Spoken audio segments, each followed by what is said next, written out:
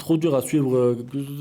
Le cœur, il accélère et tout. C'est cardiaquement difficile de suivre le Barça. La fin du match stressante, le coup franc, Rafinha, franchement. J'ai les nerfs. J'ai les nerfs sur pas mal de joueurs parce que je comprends pas trop déjà l'entame de match. Parce que j'ai pas parlé de ça. Mais vous croyez que c'est normal de prendre un but au bout de 1 minute 30? Ça veut dire que déjà, disons-le, honnêtement, il y a corner. Ok, il marque sur corner. Mais avant le corner, ils doivent ouvrir le score. Ça veut dire qu'il est tout seul. C'est Peña qui fait une parade un peu chanceuse. En plus, il arrête avec le torse alors qu'il regarde pas la balle. Il arrête, c'est un sauvetage miraculeux. Mais reprends-toi de suite sur le corner, non? Tu prends le but, voilà, tu perds 1-0. Ça veut dire que tu commences le match, tu perds déjà 1-0. Ça me rappelle un peu le Barça de l'année dernière qui prenait des buts à la première minute, à la deuxième minute, à la troisième minute.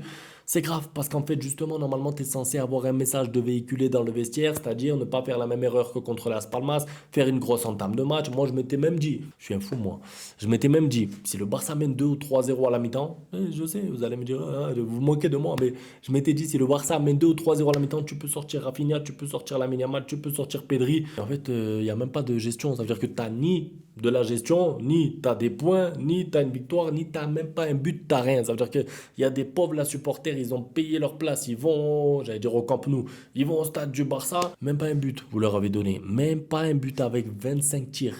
Franchement, j'ai la haine. J'ai la haine parce que c'est des occasions que tu vas pas retrouver. Et ça me fait rire parce qu'il y a Riles qui dit pareil. Moi, je regarde les débriefs aussi de Riles. Je le suis, je vois qu'il dit un peu pareil.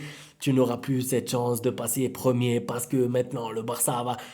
En soi, je suis d'accord avec lui, mais maintenant, c'est moi qui dis ça. Ça veut dire que c'est moi qui dis que maintenant, comment on va faire le Barça pour repasser devant, pour passer premier. Je parle bien de la première place, parce que là, qu'on soit bien d'accord, tu as l'Atlético Madrid qui a gagné en plus ce week-end et tu les joues dans une semaine. Tu as le Real avec un match en retard. S'il gagne contre Valence, il passe devant toi. Donc en fait, tu es potentiellement troisième. Tu es potentiellement troisième. L'Atlético a un match en moins, le Real a un match en moins. Si les deux gagnent leur match, ils sont devant toi. Tu es troisième et tu joues l'Atlético dans une semaine. Donc tu vas te retrouver à la mi-saison en difficulté, en galère pour la Liga, alors que tu avais 6 points d'avance, voire même 9 provisoires après le Classico. C'est impardonnable. Franchement, c'est impardonnable. Moi, je veux bien quand le Barça joue à l'extérieur. Je vous le dis, hein. Moi, je suis la Liga depuis des années. Quand le Barça joue à l'extérieur, au Betis Séville, à la Sociedad, à Bilbao, sur des terrains compliqués, je me dis, je pardonne. Je pardonne, je comprends, j'accepte. C'est un peu comme le Real qui joue à Bilbao. La vérité, c'est que les matchs à l'extérieur en Liga, même s'il y en a qui sous-cotent un peu la Liga, qui aiment bien dire la première ligue et tout, je vous le dis, la Liga à l'extérieur, c'est difficile pour les gros, pour le Barça, pour le Real. Et ça, depuis des années. Maintenant, quand tu es à domicile, il n'y a pas d'excuse. Il n'y a pas d'excuse. Une fois, on m'a dit, je crois que c'était contre Las Palmas, je m'en rappelle. Je voulais parler de ça. Contre Las Palmas, on m'a dit, oui, mais c'est parce que le match, il était à 14 heures. Il y avait du soleil, alors c'était difficile de. Ah, je vous ai dit, l'heure, le soleil, le vent, la pluie, la pelouse, c'est la même pour tous les acteurs. D'accord? Qu'on soit bien tous d'accord. Donc aujourd'hui, le Barça joue tard. Le Barça joue dans de bonnes conditions. Il pleut pas, il n'y a pas de soleil, il n'y a pas de neige. C'est quoi l'excuse? Le manque d'efficacité. Parce que situation, tu en as, des occasions, tu en as plein. T'as Koundé, t'as Rafinha. Il y a un peu de manque de réussite. D'accord, je vous l'accorde. La barre transversale de Rafinha, ça peut faire but. Fermin Lopez qui tire dégagé sur la ligne, ça peut faire but. D'accord, ça, ok. Mais globalement, en fait, tu as 18 tirs. C'est pas possible d'avoir 20 tirs pour 0 but. Si encore tu mets 2 buts, tu fais 2-2 parce que tu encaisses 2 buts.